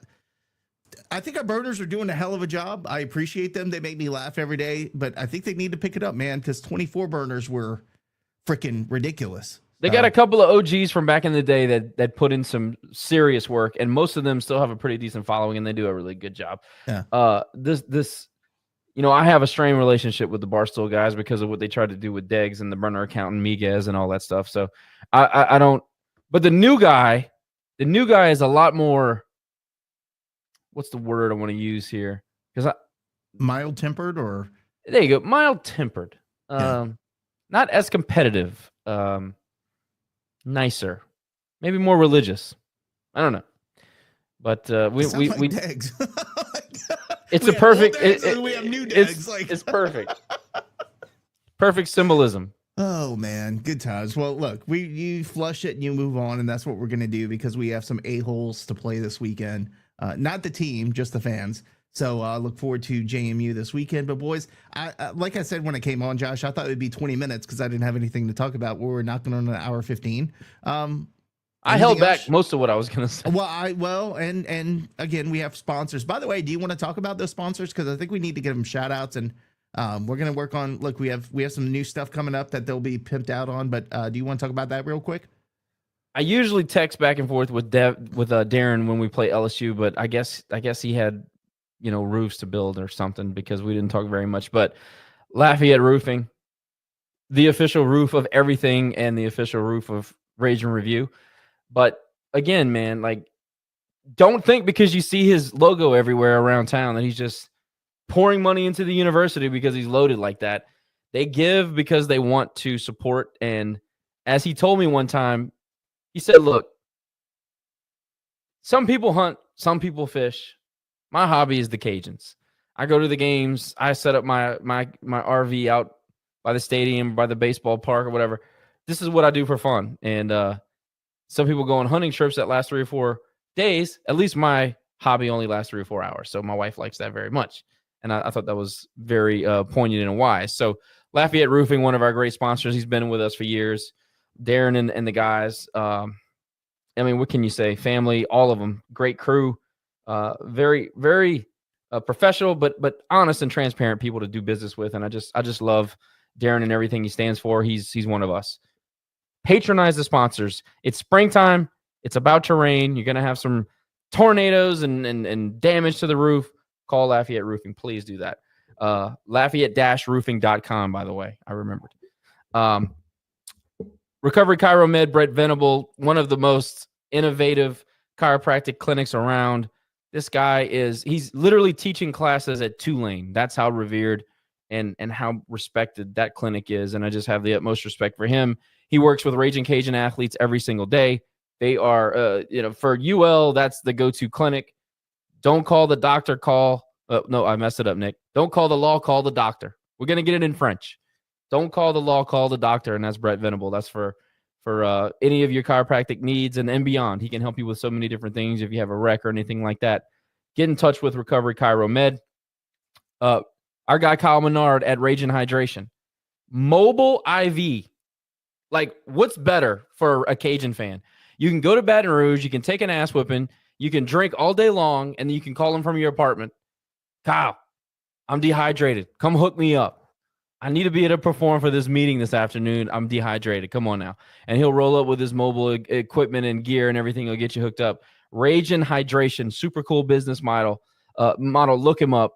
And look, this is one of my big regrets from last episode. It was a good one, but I said it was Lafayette Eats. Obviously, it's Eat Lafayette. Everybody knows Eat Lafayette. Ben Berthelot. My bad, Ben. I'm sorry about that. But Eat Lafayette. Y'all know the logo. You know Lafayette Travel. One of the most integral parts of our advertising campaigns for the restaurants, the great restaurants in our community and in Acadiana. We do food better than anybody. I don't care what New Orleans says. I don't care what Jerry says about New Orleans. I don't care about Baton Rouge. Don't even need not apply. Exit the chat. Yeah. Lake Charles, we're not even going to. Lafayette, Acadiana area, best food in the world. Best food in the world, period. I don't care what anybody says. And Eat Lafayette is at the forefront of promoting those businesses. So please, by all means, Eat Lafayette, support all the small businesses, get you a po' boy, get you a muffalata in town, get you one of our Cajun-style pizzas, whatever it is. Eat Lafayette. You know what's cool about Eat Lafayette is they just sponsored the Sunbelt tournament in Pensacola. So yeah. So I always thought that was cool. We have way more sponsors that we're bringing on slowly if we can get our asses in gear instead of having to do content for the masses. We got a lot of people coming through. By the way, it's so much better than hearing Visit Myrtle Beach. You remember when they did that for every conference? Oh, dude. The worst is when you fall asleep.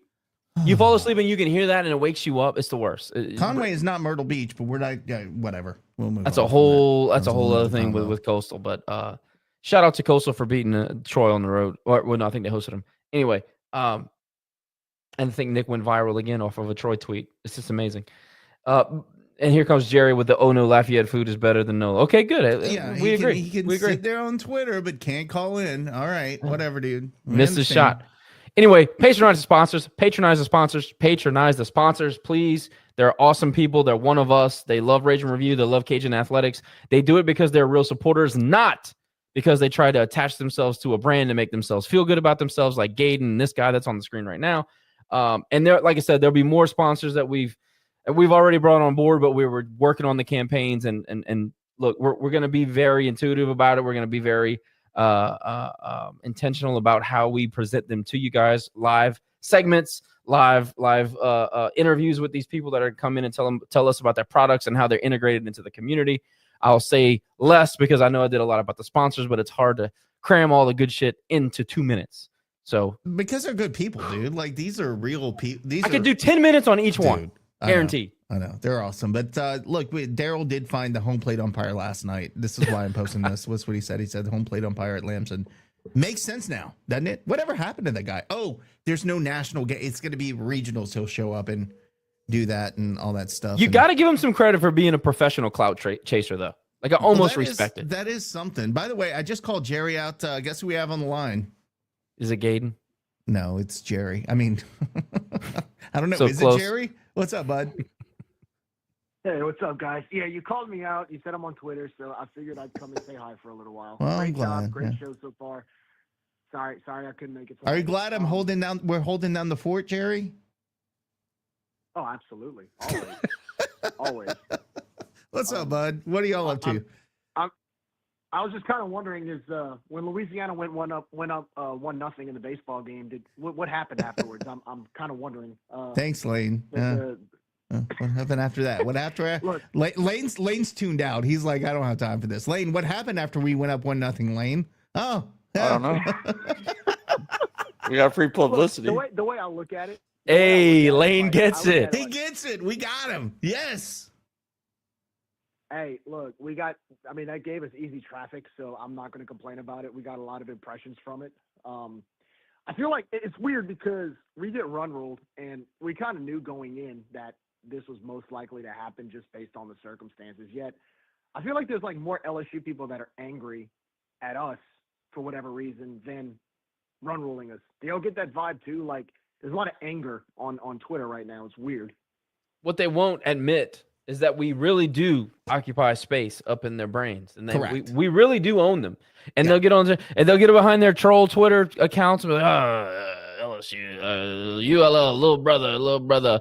But they will spend the next 3 days talking nothing but USL. Correct. And by the way, back in the day, never happened. Back in the day, they really did not care about UL, USL, SLI, whatever. Now they really care. We occupy pretty good luxury real estate up here. It's just true. I mean, go on Twitter right now and look it up. Funny. I just find it ironic because they talk about, it's all, we don't like you because of the whole Cajunomics thing. And I'm thinking 2 years ago when we won in Baton Rouge, you had people that, like, was it Jordy Collada show that called out our fans? You had the Mike Scarborough call out our fans. You had that crazy lady on Twitter who made fun of Coach Rhodes' death. Yeah, Amanda DeLossis, by the way. Her name is Amanda DeLossis. She went to Acadia High School. She faked a seizure her senior year because she was embarrassed. She fell asleep at dinner on a band trip and went to UL, graduated from there, has a brick, and made fun of Coach Robichaux dying. Yeah, I just want to throw that out there. I mean, like that, and so when people say it's all because of Cajunomics, I'm like, no, this has been going on for a while. I mean, every time we play it, it seems like there's a lot of trash talk, and they can say, well, you're irrelevant, but they'll type an essay about how irrelevant we are. Now you're sounding like Preston. Yeah, Preston will talk about how irrelevant we are for 20 minutes.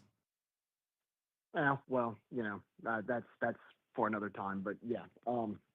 No, look, I'm not. I heard everything you guys were talking about. It's one of those things. I've just kind of accepted it. We're at the stage of acceptance with this is who we are, and let's see what happens from here. But yeah, I was a little confused with Coach Deggs' comments after the game. I mean, look, I guess he wants to see a silver lining with all of the crazy circumstances going on with this team. But I mean, I don't know. Like that threw me off as well. I guess we just scratch this game off and see what we do against JMU. We still haven't beaten JMU yet, guys. Yeah, I'm well aware of that. And my brother even reminded me of that when I was talking to him about the game this weekend. I just hope the weather cooperates. It's supposed to rain, man. I just hope we can get all 3 games in and Has there been a weekend series where it hasn't rained? It's good at home. Yeah, Jerry, he was asking, has there been a weekend series where it hasn't rained? I don't know. I mean, nothing's been delayed, right? This would be the first time, I guess, of rain. Yeah, no, there has been that threat every weekend. Wow. Yeah. Like Coach Johnson said, he never knew it rained so much in Louisiana until he came down here. But here's what I wanted to say. Like, remember, like the comments after the game would kind of worried me a little bit. And I was just kind of scratched my head, like to what Josh alluded to, because I didn't listen to the post game. I was just, Josh kind of told me what happened.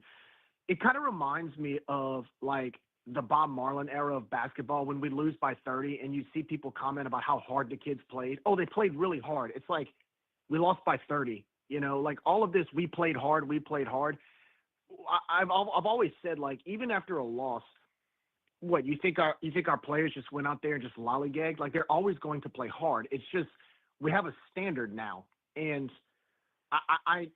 like I said, we kind of knew what was going to happen going into this game, but at the same time, it's still frustrating because, I mean, how many batters did we walk home last night? Like, how many runs did we give them? I think we had 16 free bases. Yeah, 16 free bases, dog. But to comment on your thing, okay, we have a standard now. What's the standard? I would love to know what it is. Is it making a regional?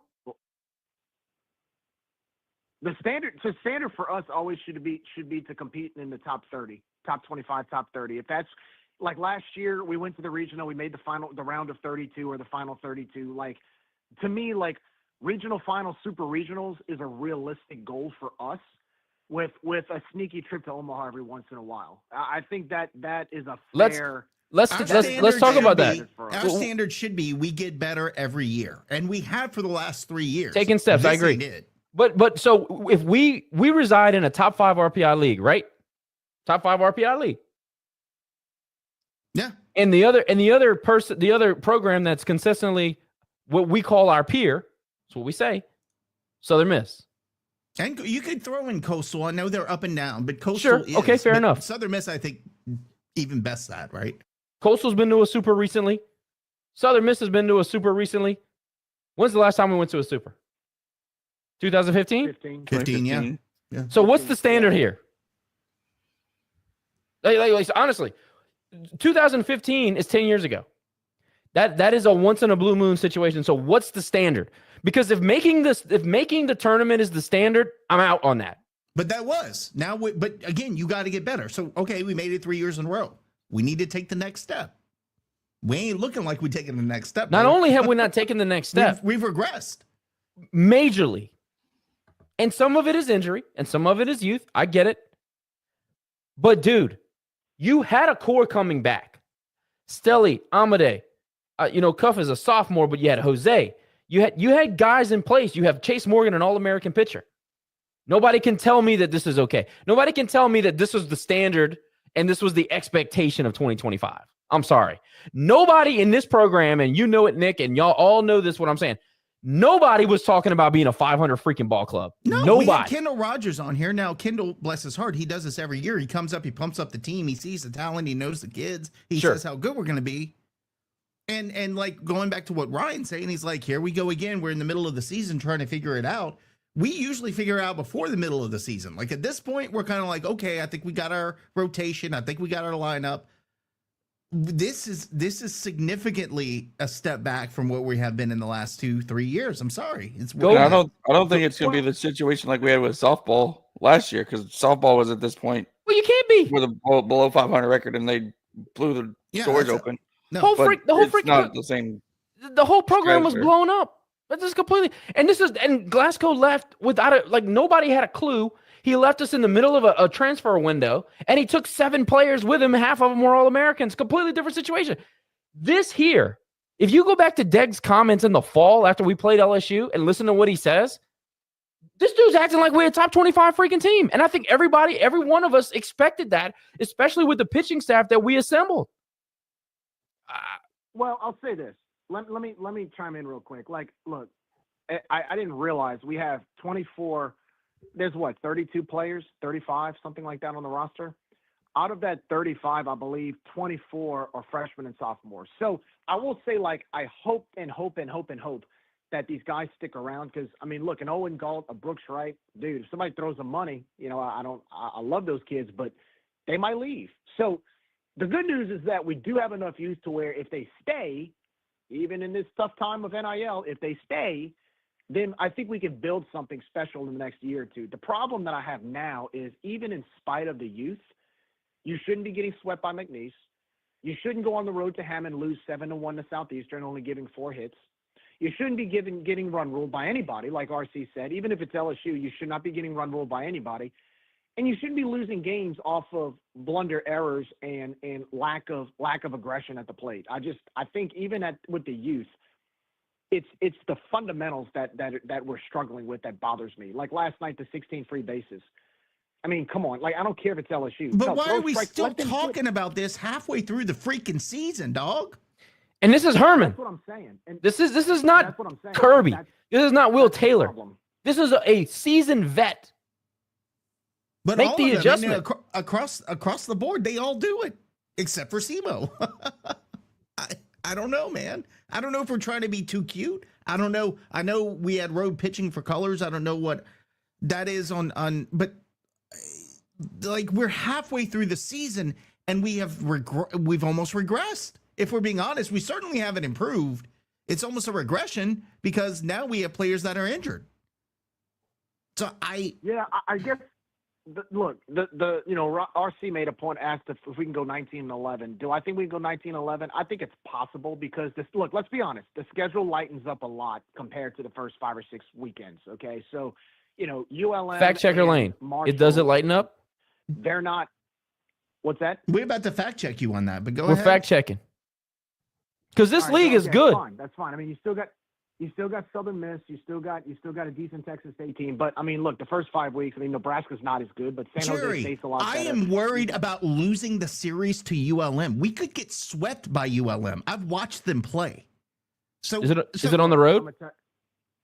Is it on the road this year? I don't know. Fact checker Lane may look at that. Yeah, but the point is, Jerry, we could. I get you're saying that we're having a little bit of a step back. But you don't have to play a UC Irvine or an LSU or a DBU to throw strikes. That's not, the other teams are just too good. If we don't throw strikes against a ULM or a JMU who we've never beaten or anybody in this league, we are going to lose the series. Yeah. It doesn't matter who you're playing. If we don't do what we do.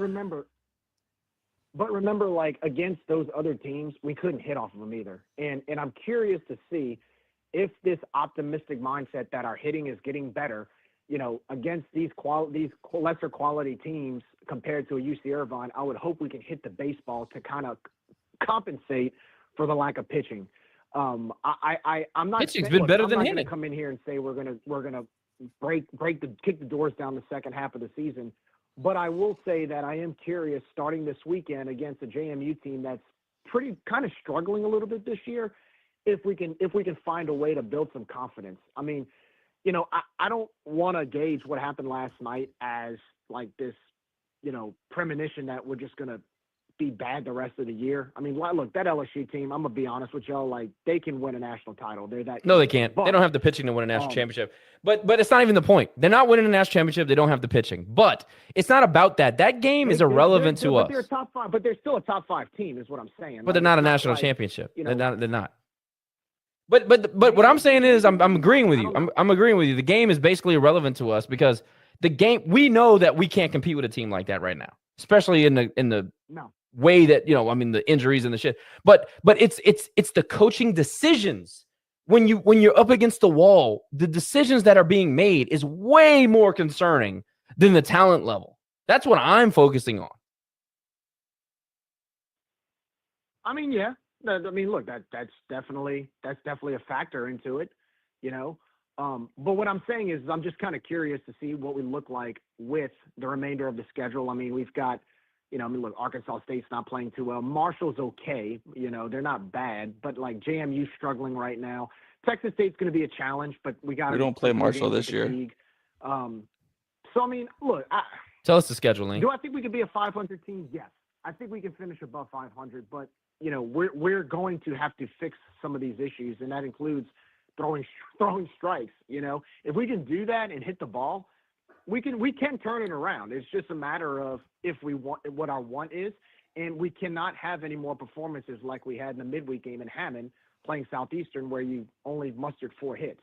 Now, if that happens, we ain't finishing 500. We're gonna have our first losing season in 6 or 7 years. But we're halfway through. I mean, I don't like what I see now, but maybe there is a chance we can turn it around. I mean, there still is a chance we can turn it around. It's just the uphill climb is going to be a lot more difficult than what we've seen over the last couple of years. Well, let's do this. Okay, so segment for the pregame coming up this weekend, because we always try to do that. If not the pregame after the weekend series, let's get that together. Let's look at our schedule and each come up with what you think the remaining record will be for the rest of the year. I want you to find the games tell me the series you think we're going to be over 500, because I'm interested to hear, because I just don't see it.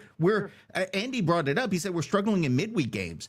We're so inconsistent, man. We lose against McNeese and then kick Southeastern's ass, and then you just don't know what team you're getting from one day to another. And I think that, again, Josh alluded to it, and we've said it in past seasons, the inconsistency of a lineup, the inconsistency of a pitching rotation all leads to that, because you get comfortable and settled in where you are in the position, and then you're pulled out of that and you have to go somewhere else. That's tough for a player. So, I mean, we struggle with Texas Southern.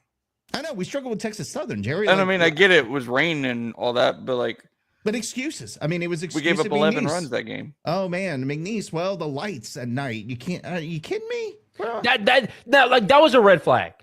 Does anybody not look back at those comments and go, "What?" We said it. We said it when that happened. The lights. The lights. Field. Hold on a second. You just told me guerrilla warfare. You just told me guerrilla warfare, and now the lights are rough. Look, man, I'm sorry. Like, I'm not trying to beat up Deggs. I'm not trying to beat up Deggs tonight, and I've gotten my share of flack for blaming Deggs for stuff, and I still think I'm right about that. But anyway, that's a whole other conversation. But those are the kind of things, like, if we're gonna kill Bob Marlin on saying stupid shit after losses, like it was good for the goose, good for the gander. The lights? Come on, man. Come on.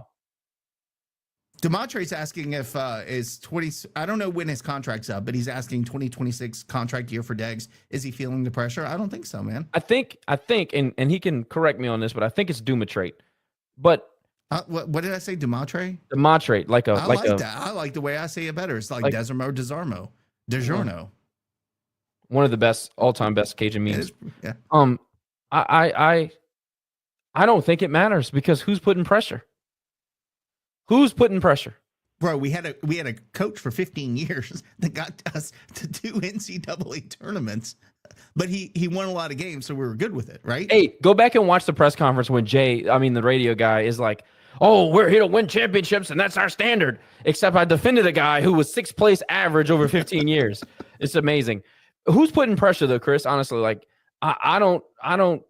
Who's putting pressure other than like the conversations that we have on this pod? That's it. We're the only ones. Putting pressure. No, there's no radio, there's no TV, there's no press, there's no. Who's putting pressure? And to be CJ fair, ain't firing nobody. I'm not saying Deggs has. I mean, Robe had years where you went 500. I'm not saying that Deggs has to go 500 or better than 500 or we fire him this year. It's not going to happen, and I'm not expecting it to happen. And I would think we're silly for making it happen.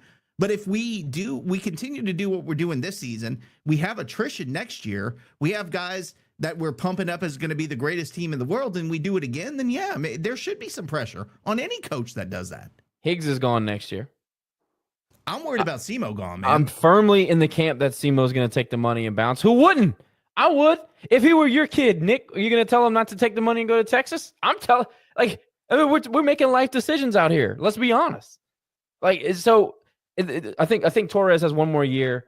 We got a couple of guys that are going to stick around. I think Torres likes it too much down here. I think Torres gets an extra another year year. because of the Duco thing. But I don't think that's what I was talking about. I don't think he wants to move anywhere else. I think he's good here, but still, that's a possibility. Could be.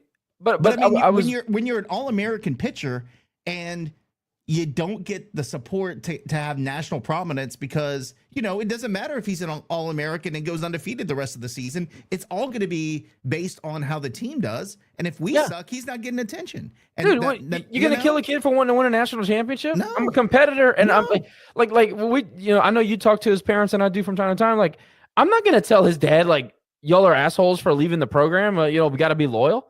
He's from Texas. If he's going to get an offer to go pitch for the Longhorns or for TCU or for A&M, go play for Schlossnagle, try to win a national championship. Who's going to be mad at that? He gave you every opportunity to build a team around him. I'm not going to be mad at him. So we're sitting here talking about, we're developing the young guys, and I want to develop. I think that's part of it should be a multi-pronged approach, but we're building the next team with bubble gum and tape. Like, these kids, Brooks Wright very well may get multiple very nice NIL deals to go play somewhere else. He's probably getting that offered right now. All of them are getting calls right now. Now, it's a little different because they're from here. Maybe they feel a little bit of loyalty, and maybe that's different. And it was like that in the past. But we're talking about building the team based on dreams at this point. We got to be better than that. The plan has got to be more solidified than that. I just thought, Jerry, before we wrap it up, I think Josh and I's frustration, and I appreciate you being positive, but I think our frustration is we're in freaking year 5 having these conversations. Like, we should be past this, bro. Maybe. No, look, I agree. And look, the thing is, I'm not writing the season off yet. I kind of accepted what we have. At the same time, I'm kind of a wait and see type of person in this particular situation, just because, like this past weekend, you go to South Alabama and really in the 2 of the 3 games you dominate, right? I still think that's possible, suck. but it does. But Josh, again, yes, they're not good, but at the same time, there's a lot of teams like that in the Sun Belt that are struggling. It's not like fair enough, but that's why I asked what our standard was. I mean, it's freaking April. We're a weekend away from April, and that's why I said, "What's the standard?" Southern Miss had a coaching change 2 years ago, and they're ranked 15th in the country. They will destroy us at the end of the season. And oh God, what is that dude's name? Cloverfield's going to put this on. He's going to clip this shit. Shout out to Cloverfield. But anyway, he's funny, dude. I wish he'd do stuff for us. But if they're our peer, Nick, if they're our peer, like, how are we going to sit here and be like, well, we're injured and we have freshmen? There's no rebuild over there. They reload every year. Jerry, come on, Andy, give him a break. Somebody's saying that you're starting to sound like the Rebounders Club, man. I'm gonna take over Jerry right here. We need some optimism tonight. I'm a member now, so maybe it's rubbed off on me. Oh, Jerry's trying Jerry's trying to run for president of the Rebounders Club. Listen, that'll be interesting. Jerry's comments in no way reflect Rage and Review or anything that we believe. By the way, Jerry, I do have a very important question to ask before we kind of try to wrap this up, because we've been going a while. I saw one of the memes that they put out there. You know, they clipped our one of our stream pictures the TSAB fans did, and there's one floating around that says, "Look at this ugly guy," and it's not even me, it's you, dog. How do you feel about being the ugly one out of the 4 of us? I mean, Lane, I love you, man, but that beard, I would think, would lead somebody to tip them like, "Oh, look at this guy, he looks like a trucker." But no, they went straight for freaking Jerry. Jerry, how you feel about that, man? You're the ugly one, bro. It's fucked up. Look, man, first of all, half of these people don't even have their profile pick up, and the ones that do have the nerve to talk about anybody else's looks, okay? I mean, I've seen what some of these people look like, and yeah, judging other people based on their looks, based off of what they look like, yeah, no, I could care less. By the way, Lane, I'm not clowning your looks by saying you look like a trucker. I mean, there's a whole category. What the hell, Nick? Tease him, dude. Look, I heard Caden likes truckers, so, you know, he might not be your type, but you might be his. I don't know. Jerry, it's been fun. We're going to wrap this up. Anything else before we go? Yes. No, y'all have a good night. I'll talk to you all on Friday. All right. Thanks, buddy. We'll talk to you soon. All right, boys. Yeah, let's go ahead and wrap it up. We're at about an hour 45. I'll go around the horn one last time. Trucker Lane, Fact Checker Lane. I'm not going to live that one down. That's going in the group chat right after this. I already hear it going off. Lane, any final thoughts for today's episode and moving on to JMU, or you just want to close the book and call it a night? We still live in TSAB's head. Yeah. I mean, that's bound to happen. It continues to happen year after year, week after week. I mean, we still have notifications going off on that one tweet from yesterday. So just shows you how much they care. They say they don't care, but they don't care. But yeah. But yeah, hopefully we can sweep JMU because we need something good to happen. It'll be interesting to see who we pitch Saturday and Sunday. But we'll see and go from there. TSAB Heartthrob. Any final thoughts? When you get a team like JMU at your house, you beat them. You dominate them. You wear them out. What do you do with a bad opponent? You wear them out. That's what you do. And that's what we need to do this weekend. I'm not saying I don't have respect for the program, because I do. Somewhat. I hate their fans because they're pompous and they're delusional, and I can't wait to have a back and forth with JMU Twitter, but they're not good, and we're not good either, but we're at home. And we have one of the most significant home court advantages, home field advantages that there is in college baseball. I'm sick of the excuses. I don't want to hear another excuse. You take 2 out of 3 minimum from this team, and let's start moving forward. At some point, you got to turn the page. I know we have injuries. I know we're young. We're not that damn young. Again, it's almost April. It's time to take the next step. and we've earned our stripes and we've taken our lumps, and it's time. I think we're all ready for that. College sports moves a lot faster now, so they're going to have to catch up. Somebody's got to make an adjustment somewhere. Coaching staff needs to be better, period.